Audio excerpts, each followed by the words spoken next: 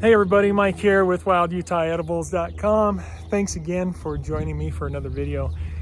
I had an idea here that I wanted to, and all my materials blowing away behind me back there, but I had an idea. I wanted to go through several natural materials for fire starters and test them, show you, and see which one works best. So this isn't everything out there. There are a lot of materials that are options, but let's look at what we've got. So while I am starting with a bit of an intro in my yard, we'll go out and gather a lot of materials too. But let's start with something I have right here. Some of last year's dry leaf material as an option.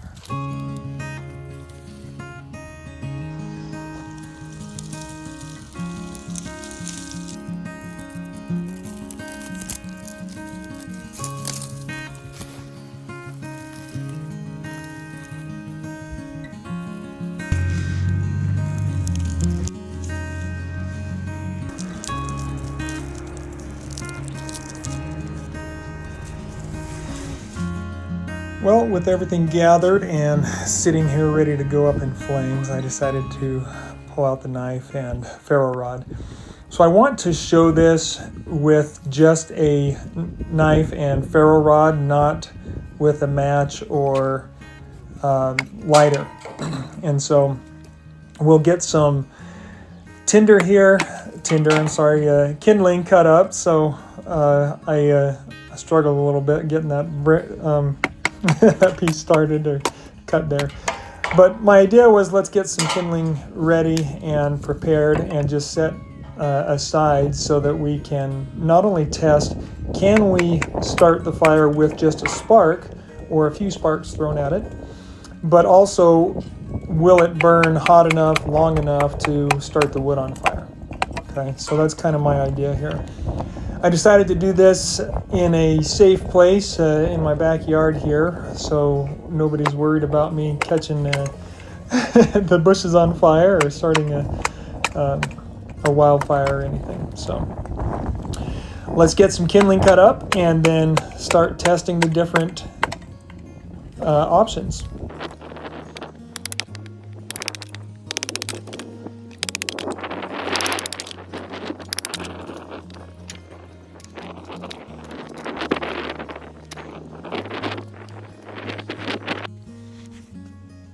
I decided to start with the leaves first. So we're doing some backyard leaves, crumbling them up as much as possible. The most important thing really here, well, there's a few things we look at, but I think one of the most valuable or most important things with any kind of starter fuel like this is you want something that allows plenty of space, surface area, and air around it.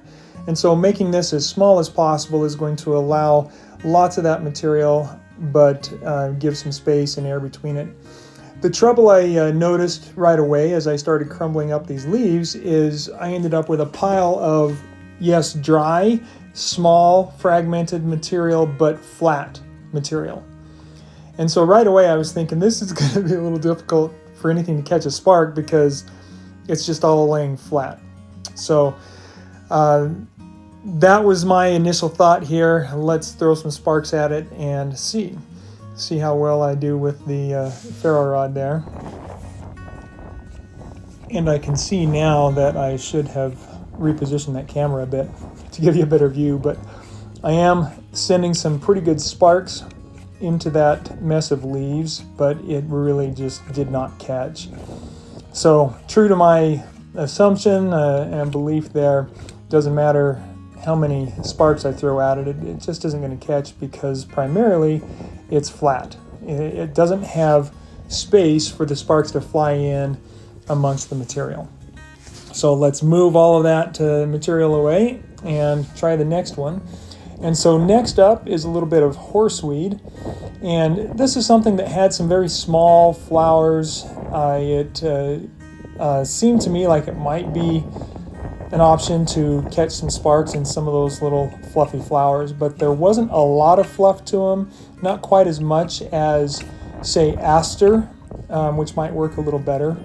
So again, I'm only giving it a few strokes with that ferro rod, because if we can't catch it within 5, it's not at the top of the list for me.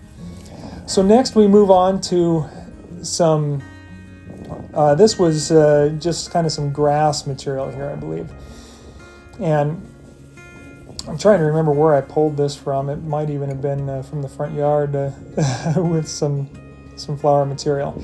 And I believe as I was crumpling this one up, it actually felt a little bit wet. So this is not as dry as it ought to be. So that might be part of what's happening here. And again, it just didn't catch a spark. I think with drier material, that might do it, but still not the ideal or best material for something like this. So let's move on. The next one here that we are grabbing to throw in is, let's see, this is the willow herb. And so with this one, I saw quite a bit of that little fluffy material, and so I tried to pull out the small branching that actually had some of that fluffy, soft seed material, because again, that is really fine material, and if it's good and dry, then it's going to give us just what we need. Lots of surface area, fine, small surface area, with plenty of oxygen around it. And I think at this point I was struggling a little bit with the notches in that ferro rod, but again, we got some good sparks thrown in there. I decided to try pulling the ferro rod. I apologize for the position of the camera. Oh, and look at that. It caught.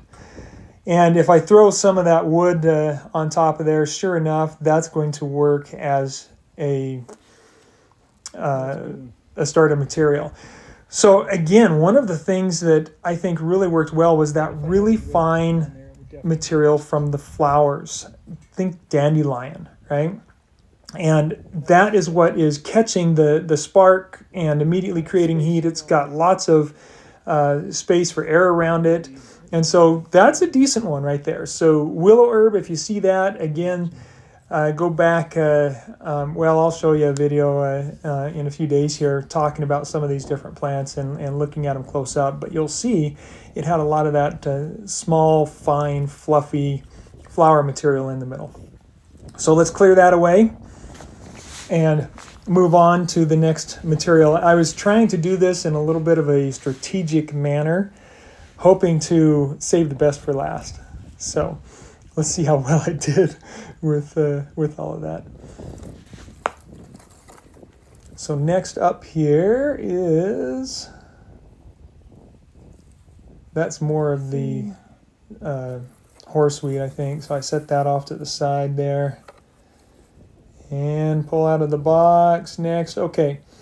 So this is white top. So these are the flowers of white top. I thought, there's a lot of fine material. It's more seed husks than it is the flower material. And once again, I don't feel that this was as dry as it could have been. Drier material, of course, is really important here. And so what you can't see here is sparks not catching as I am testing this one. And this was at least a year old, so it's just the moisture that it has absorbed with the recent storm. Not quite dry enough perhaps, but definitely not fine enough to catch the sparks.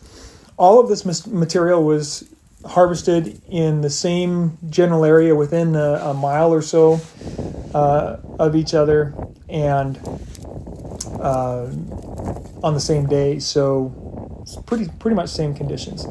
So now I'm trying some of the flower husks of the yellow dock, and again trying to crumble that up. We've got a lot of the branching material in there, so crumble that up as much as I can, and then let's throw some sparks at it. My hope was those little husks of the flowers might be able to catch that. But again, as I was breaking this up, one of the things that I felt in my fingers is it didn't just disintegrate, which means it was holding some water. So a few strikes on that and it's out. I'm tossing that one to the side. not the greatest option for us here. Back over to the box. All right, so here I've got some really dry material. I believe this is probably 2-year-old Kachia. And so very, very dry. As you can see from the color of it, it's gray material there. So we definitely have the dryness that we need. And you can see there are sparks flying there, but it doesn't have enough of the fine surface area to catch. So I got some good sparks thrown at that, decided to toss that one aside. So the next one that we're doing, have we seen Kachia yet? I think this is the Kachia, actually.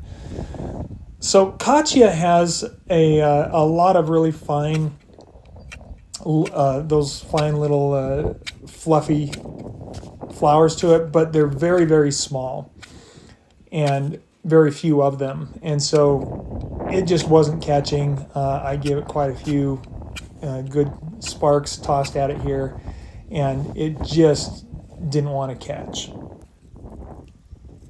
So next up here is our teasel, and I figured what I would do with this is just kind of cut that in half, see if we can expose any softer material inside. We've got all of those fine spines on the outside.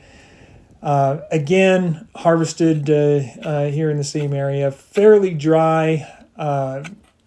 Might be holding a little bit of moisture, but just not quite the material to really use to catch a spark. So let's move on to Nature's Gasoline, shall we? So this one, I really expected to see some pretty dramatic results. So I just took a little bit of the fluff from the cattail. That stuff is just amazing how that puffs up and fluffs. And sure enough, look at that, just boom, goes right up. Now, I noticed here as I was working with that should have just, when I grabbed the stick and started moving it around, it really should have just ignited and grown with the flames. But you can see I'm doing that over and over here, throwing sparks at it. It catches right away. I didn't have my tinder or my kindling right on top of it there, so it didn't start any of the wood immediately. This was probably the best one that I could find today, and even though it's catching every time, it was you might have noticed it was a little bit open. It was kind of fluffy already. It was disturbed, so it wasn't an enclosed cattail flower. If you find one that's nice and brown and it hasn't started to open yet, then the material inside is going to be a lot drier. So once again, I think what we're running into here is the material had collected some moisture, and so it wasn't going to flame up as big as I wanted it to necessarily because of the moisture that the material was holding. Putting some kindling on top of it, however, and some of that dry Kachia material from a couple years ago, nice and dry gray material there, if you have a good handful of that fluff underneath it, then it's enough to really get a quick fire started. So we can see here that it did finally ignite, and was with some material underneath it, it was able to actually catch it. But we're not done. Let's check the next item here, and this was a little bit of a surprise for me. So I'm kind of glad that I did this, and I hope that you appreciate it as much. So in comes the nasty, invasive common reed, and I just stuck it in there, fluffed it just a little bit, and let's see what happens with that. And sure enough, look at that. Not only did it flame up really fast, but it held the flame long enough for me to stick some material on top of it and really be able to start a bit of a fire here. Here we can see the benefit of some of these other materials. So Second step, the teasel is catching pretty quick. The yellow dock and yellow dock seeds are catching pretty quick there. And so definitely material that will help with it. Adding the, what's that? That's not the horse. Yeah, that's the horseweed right there. So, really flamed up really well once there was a bit of flame to it. So if you had a lighter or a match, then probably any one of these materials would work fine, even if they're not completely dry. As you can see, they're all flaming up pretty well at this point.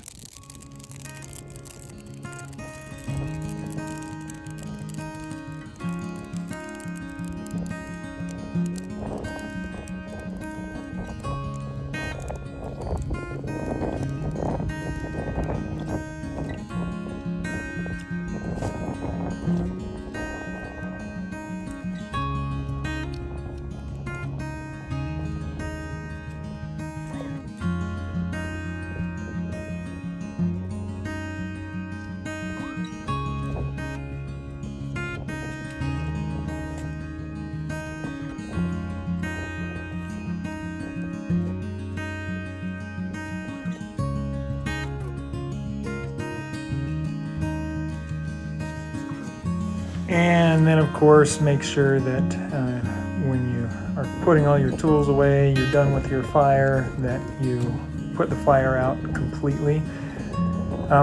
This is especially important when you're out in nature anywhere. Don't expect the fire to take care of itself. Don't leave it to burn out. It needs to be completely, thoroughly put out to the point where when you look at it close up, there is no smoke, nothing smoldering anywhere in the fire.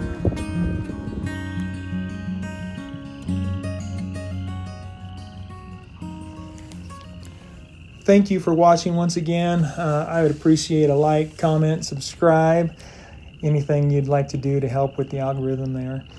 Enjoy nature, get out, see what you can. You don't even have to go too far, as you can see, to enjoy some of it. So thanks for watching. Have a great day.